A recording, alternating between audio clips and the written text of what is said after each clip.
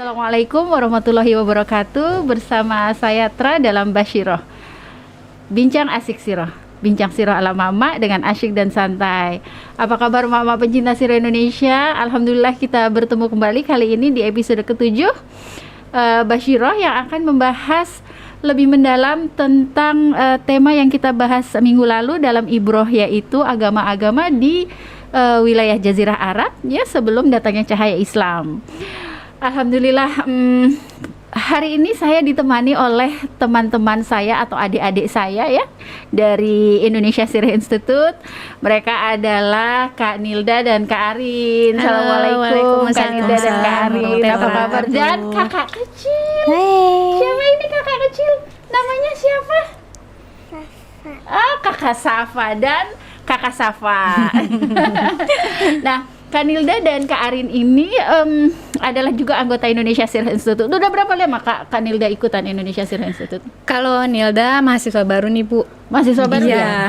Baru setahun ikut kemarin, jadi mahasiswa isi. Lumayan tapi kan ilmunya kan. Masya Allah mantep. Nyesel Bu. Nyesel baru ikut.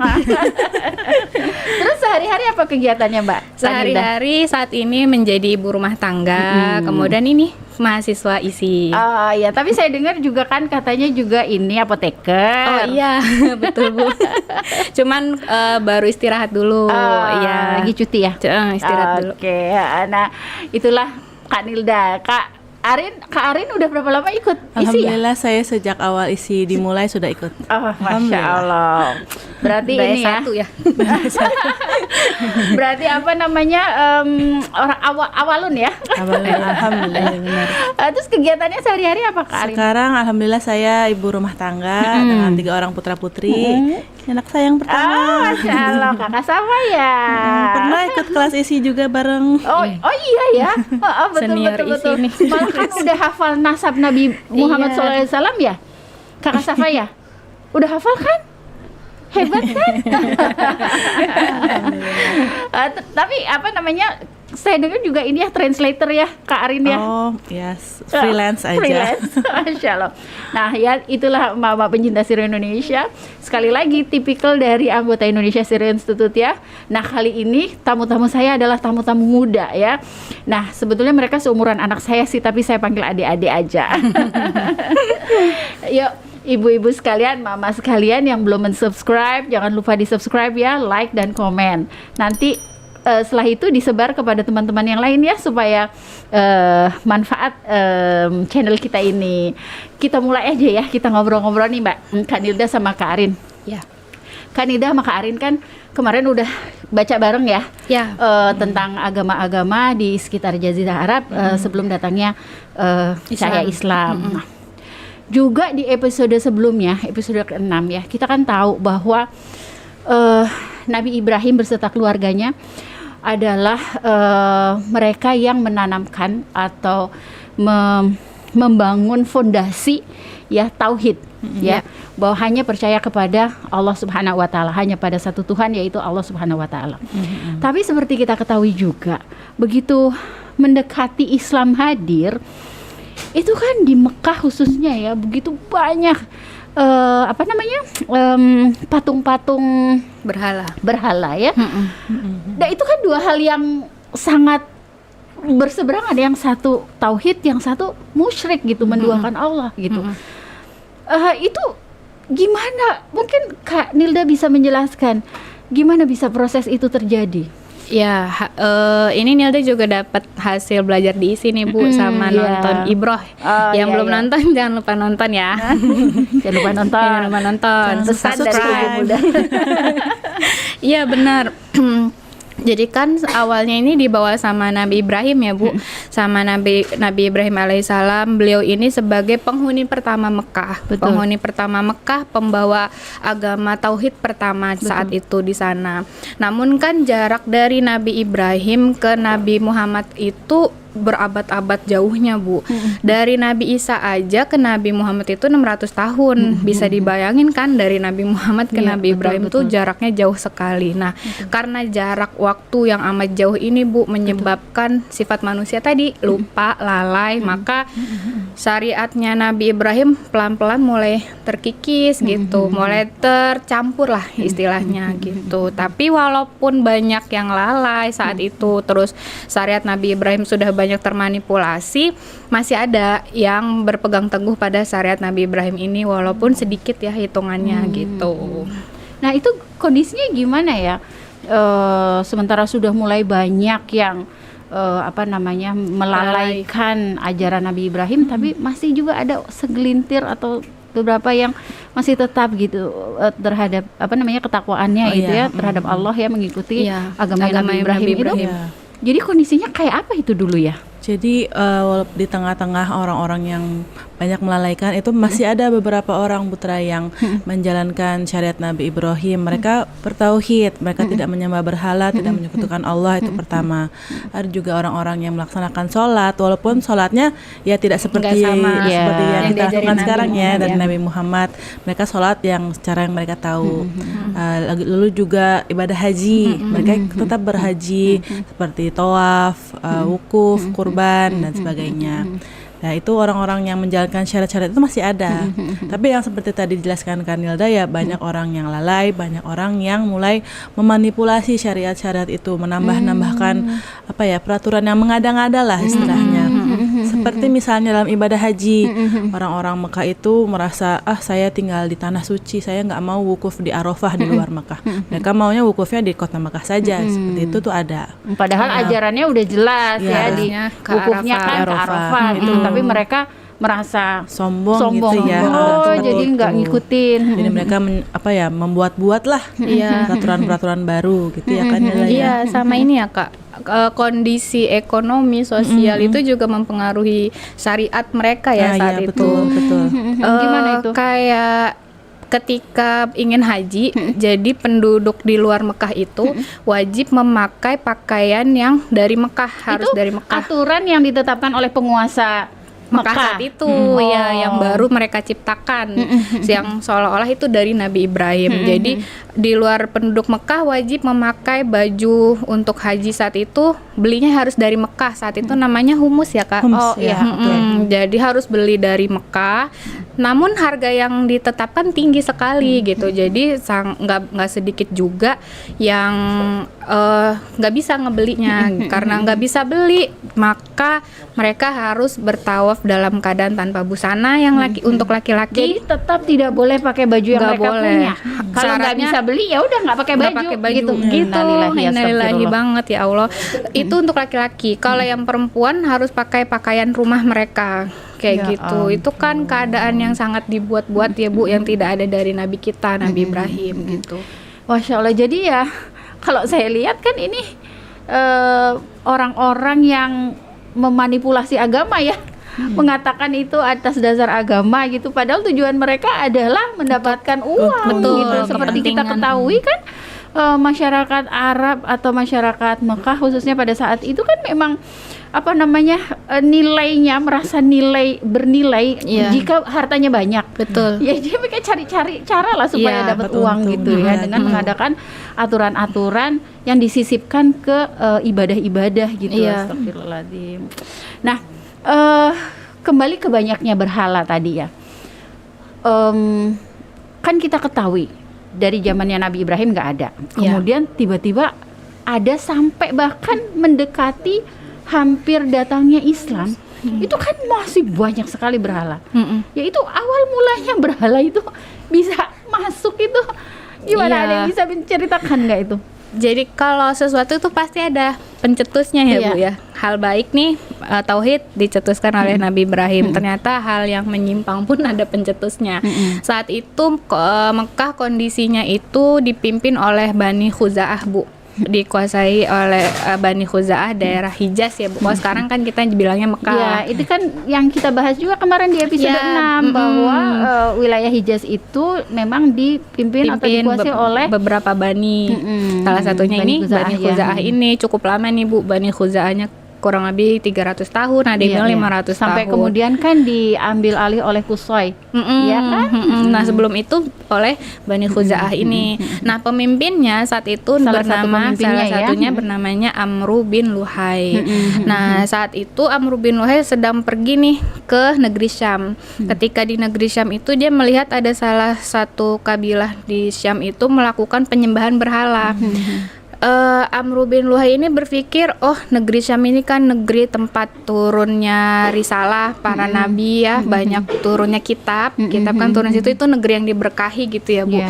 Jadi dia berpikir yang dilakukan penduduk ini berarti hal yang baik gitu, maka dia berinisiatif membawa berhala dari negeri Syam. Saat itu berhala yang dibawa pertama itu Hubal. Kemudian dia taruh di Ka'bah ya Kak. Ya, Dia taruh di Ka'bah.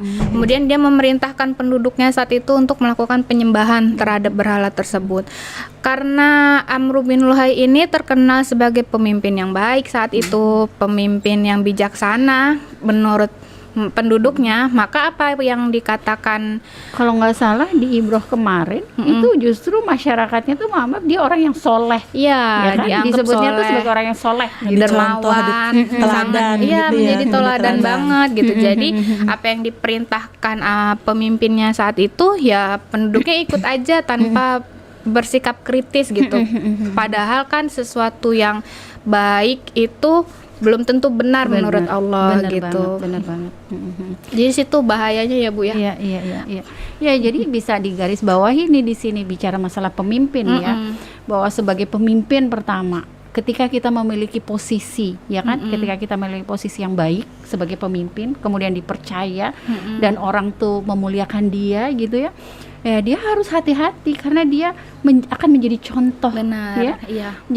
Jangan sampai seperti Amru Amru bin bin Luhai Luhai. ini dia memberi contoh yang buruk gitu. Sementara kita sebagai rakyat misalnya gitu ya, sebagai rakyat yang mengikuti pemimpin juga mesti kritis juga ya, Benar. mesti hati-hati juga ketika kita kalau harus memilih gitu, kalau harus memilih pemimpin ya kita paling tidak mencari kriteria-kriteria yang lebih dekat dengan Al-Quran gitu ya. Betul. Masya Allah, Bukan ini dengan standar pelajaran manusia banget gitu ya. ya. Jadi Masya Allah. baik itu nggak dari standar manusia tapi dari Al-Qur'an ya.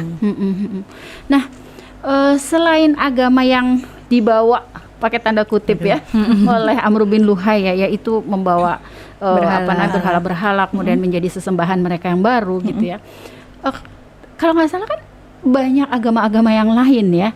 Kayak Iya. misalnya Yahudi gitu juga kan ya. Iya, saat itu memang banyak ya agama yang ada di Hijaz, terutama di Mekah itu ada agama Yahudi yang dibawa oleh para penjual jerami, dibawa ke Yaman itu. Lalu ada juga agama Nasrani yang dibawa oleh orang-orang Romawi dan Habasyah. Ada agama Majusi yang para penyembah api itu banyaknya di daerah Arab yang dekat dengan Persia. Iya. Lalu agama Sobiah tadi. Nah, tapi ya semua agama-agama itu pun pada akhirnya kebiasaannya itu orang-orangnya ya sama dengan orang musyrik gitu ya. Mereka tidak bertauhid kepada Allah, mereka punya Melakukan agamanya kemusyrikan ya, melakukan Kak. kemusyrikan. Agama-agama yang baru masuk ke Ya. Jazirah Arab itu khususnya di wilayah Hijaz itu agama-agama yang memang bukan agama yang Iya, tauhid ya, betul. yang hanya menyembah Allah itu bukan ya. Ada Dan yang mereka menyembah juga, api, iya. menyembah gitu. Mereka Jadi juga itu bawaan semua dari luar iya, ya, dari nggak ada yang luar asli ya. dari Mekahnya. Sementara sebetulnya agama yang memang ditanamkan fondasinya oleh Nabi Ibrahim yang menemukan wilayah Mekah itu justru adalah agama tauhid sebetulnya ya, yang Betul. seharusnya menjadi agama mereka lah gitu. Iya, Tapi kemudian betul. malah agama-agama dari luar ini yang lebih dominan Mendominasi, mereka iya.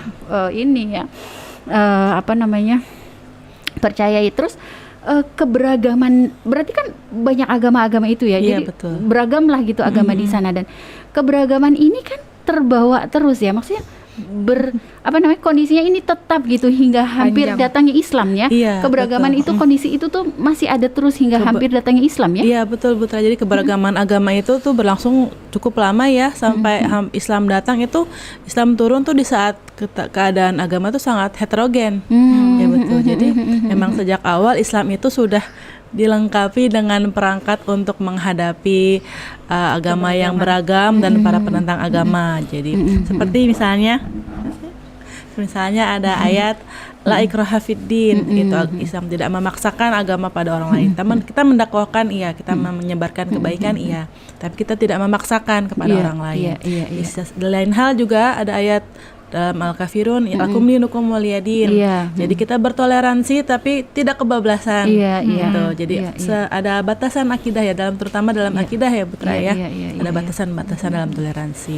Jadi dalam Islam itu ya memang syariatnya sudah Lengkap ya, Kak? lengkap ya, untuk toleransi itu sudah lengkap, sudah Iya, final lah udah gitu. final. Ya memang Allah menakdirkan Islam Iya. untuk turun di Mekah Betul. pada kondisi Heterogen. heterogen, sangat beragam. begitu banyak kepercayaan berada di Iya. sana. Namun juga Allah itu menetapkan kehadiran Islam itu tidak untuk istilahnya membantai agama-agama Iya, yang itu ya, tidak kecuali yang memaksa. mereka yang Memang menyerang terpanggil. gitu. Oh, iya. Kecuali mereka menyerang kan iya. kita gitu Iya, kan. iya, betul. Kayak misalnya kecuali kalau misalnya artinya gini, bahwa heterogenitas atau keberagaman itu dalam Islam itu sudah diakui sebagai itu adalah sebuah fitrah gitu kan, Benar. ya kan, bahwa ya memang pastilah manusia itu akan beragam gitu. Nah Islam hadir gitu ya, tidak Justru dengan pemaksaan gitu. Ya silahkan gitu, ini agama saya, ini Islam seperti ini. Kalau Anda merasa argumentasi Islam masuk di akal dan hati Anda, silahkan gitu ya. Tapi Iya. kalau tidak ya monggo gitu kan. Jadi Iya, betul. jadi sebetulnya dan kehidupan di sana pun damai-damai aja kan Damai setelah banget. Islam itu Iya, masuk, walaupun tetap heterogen gitu. Jadi kalau misalnya sekarang ini banyak sekali orang yang minta Islam intoleran. kita Justru untuk Islam gurunya toleransi. toleran, betul, Islam betul banget itu kan, ya, udah betul toleransi dari awal itu udah nggak usah diperdebatkan lagi lah. Benar. Udah selesai Islam itu ya dengan Ya. pemahaman toleransi dan Iya. keberagaman ya, Masya Allah. Sama ini Bu, Islam itu juga menerima kearifan lokal. Ya Oh, kayak iya, saat betul. itu kan katanya Islam datang Mengubah mengubah semua semuanya. kearifan lokal. Padahal enggak, tadi karena Islam gurunya toleransi, dia tegas terhadap akidah, tapi terhadap kearifan lokal dia bisa kok menerima juga. Contohnya dia apa, Kak? Oh iya, contohnya itu seperti dalam mahar ya kan Hilda Iya, ya, dalam hal mahar. mahar. Oh iya, mahar. Jadi sebelum Islam datang itu, kalau ingin menikahi seorang wanita di masa jahiliyah kan pakai mahar. Iya, Nah, iya. Islam Iya. menerima itu ya, Kak. Ya, Sesuai dengan adat ini gitu ya. akan hadir di Ibroh pekan yang akan Nah, datang. jangan lupa Jadi nonton. jangan lupa ditonton. Harus memastikan untuk menonton. Iya, Klik tombol subscribe. lonceng. Iya, tombol loncengnya biar ada notifikasi.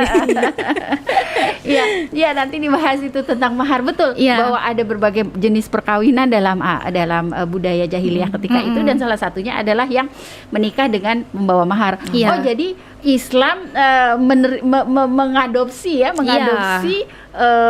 kearifan lokal ini, salah satunya mahar itu, Masya Allah. Ya, Itu begitulah. sudah banyak lah dibahas dalam usul fikih Iya, ya, itu yang juga mendalamnya ya. betul. Iya. Masya Allah. Jadi jangan ragukan Islam ketika bicara tentang toleransi dan keberagaman, ya. Iya, Masya Allah. belajar diisi jadi tahu.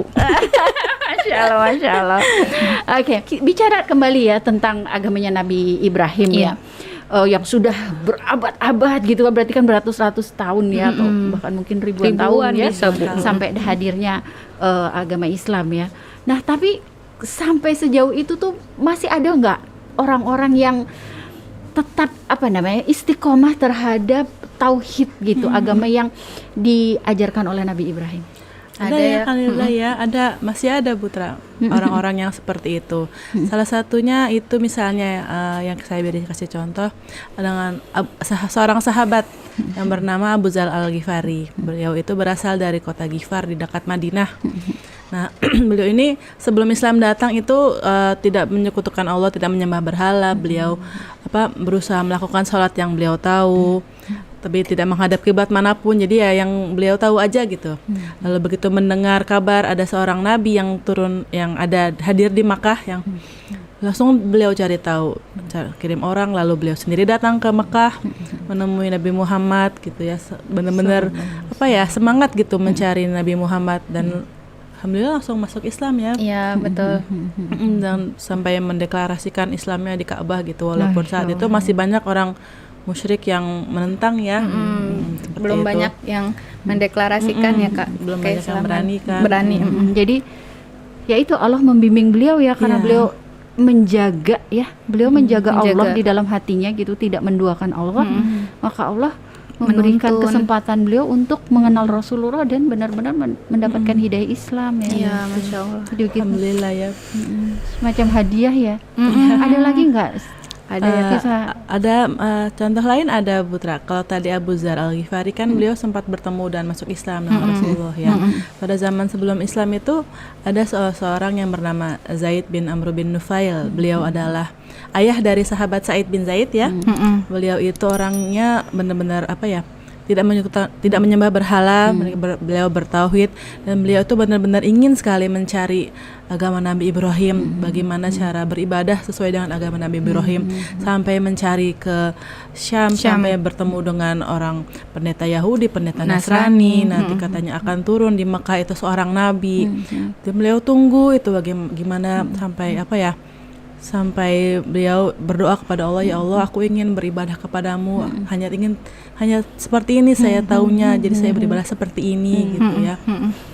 Kayak saking lurusnya hatinya, saking ikhlasnya ingin beribadah kepada Allah. Dan ya sangat disayangkan memang takdirnya beliau meninggal sebelum Nabi Muhammad diangkat menjadi Rasul. Padahal sempat bertemu ya dengan Nabi Muhammad itu, cuman belum menjadi Rasul saat itu. Dan sebelum meninggalnya itu beliau berdoa, ya Allah, semoga anakku nanti akan bertemu dengan orang yang kau utus gitu ya. Dan terbukti ya Allah jawab doanya. Ya Allah kabulkan doanya ya. Sa'id bin Zaid itu menjadi seorang sahabat yang hebat ya, Masya Allah. Dan orang-orang yang menjaga Nabi Ibrahim, menjaga agama Nabi Ibrahim ini disebut orang-orang yang Hanafiyun ya Kak, karena mereka itu orang-orang yang lurus menjalankan agama Nabi Ibrahim dan mereka menunggu kedatangan Nabi yang dijanjikan. Makanya itu tadi Bu, mereka tuh sampai mencari agama yang benar nih di mana, sampai ke negeri Syam. Bayangin ya, dalam kondisi yang sangat hektik ya, kemusyrikan tuh merajalela gitu loh Bu. Godaannya itu kan kuat banget ya Kak ya. Terus sampai berdoa itu di Ka'bah, ya Allah, seandainya aku tahu ibadah yang Engkau sukai, maka akan aku lakukan, tapi aku tidak tahu ya Allah gitu. Sampai sebelum beliau wafat, beliau bilang ya Kak, yang Zaid bin Umar itu kan bin Amr ya. Ya Allah, sesungguhnya aku memeluk agama Ibrahim. Benar-benar ingin menjaga ketulusan hatinya ya. Masya Allah. Saya kalau mendengarkan kisah-kisah orang-orang yang lurus itu ya, Iya, Masya Allah. terharu karena itu kan susah banget pada saat itu ya. Kita aja yang saat ini seperti ini gitu ya, banyak maksudnya ajaran Nabi Muhammad itu kan sudah banyak gitu ya, tapi juga aksesnya godaannya mudah, demikian ya. banyak juga kan. Benar. Kayaknya tuh berat gitu, tapi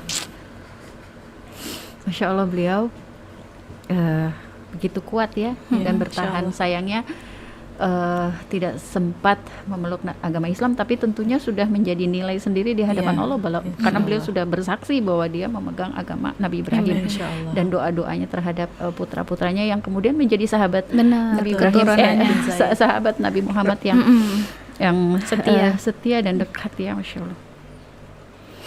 Maaf nih, saya emang suka cengeng. Jadi pelajaran buat kita juga ya Bu ya. Ya Allah, kita udah mudah sekali ini. Jadi ya kita harus terus berpegang ya. Betul, walaupun sekali, ujian Bu. Kita atau godaan ya pada zaman sekarang ini ya, dari fitnahnya internet, luar biasa, khususnya dari internet ya, serangan-serangan kita. Jadi ya inilah usaha kecil dari Indonesia Syria Institute ya, Mama Pencinta Syria Indonesia, bahwa internet itu memberikan ujian ya, godaan gitu, tapi kita berusaha sedikit saja gitu terlibat dalam penyebaran kebaikan ya. Semoga apa yang kita Indonesia Syria Institute dapat sajikan di hadapan Mama Pencinta Syria Indonesia ini bisa bermanfaat ya, Masya Allah.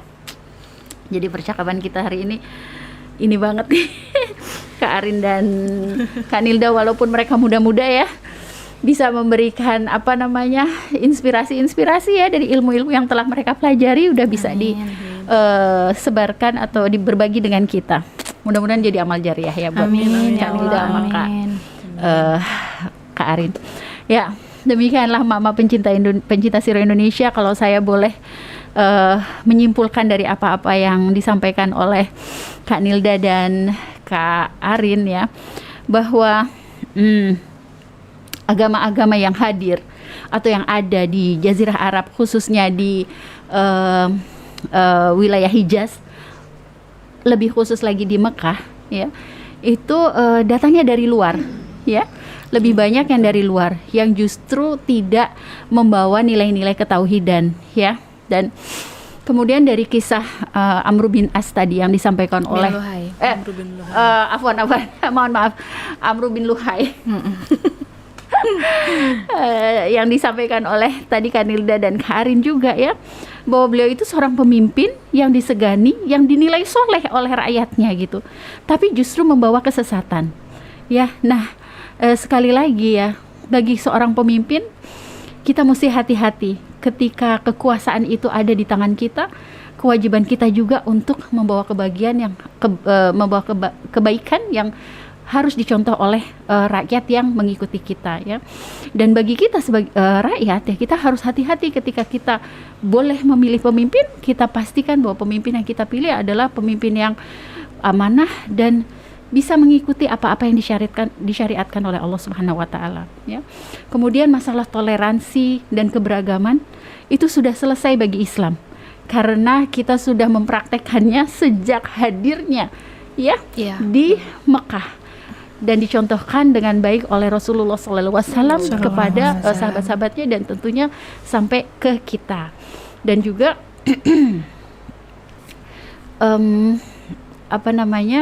tidak perlu dipertanyakan lagi tentang niat-niat kita atau niat-niat Islam ya, untuk bergaul baik dengan sesama ya, walaupun bukan Muslim, asal tidak menyalahi aturan-aturan atau ajaran-ajaran yang telah disampaikan melalui Rasulullah SAW. Ya, demikianlah mak-mak pencinta sirah seluruh Indonesia ya, perbincangan kita hari ini tentang agama-agama yang berada di Jazirah Arab sebelum datangnya cahaya Islam. Semoga bisa menginspirasi, bisa menambah kecintaan mak-mak sekalian terhadap agama Islam ya, terhadap juga Rasulullah SAW. Yuk terus belajar sirah agar kita makin mencintai Rasulullah SAW. Demikianlah, sampai bertemu kembali. Jangan lupa subscribe, like, dan komen. Yuk, assalamualaikum warahmatullahi wabarakatuh. Waalaikumsalam Makasih warahmatullahi ya, wabarakatuh. Kak Nilda, Sama-sama sama-sama Putra. Makasih Isi.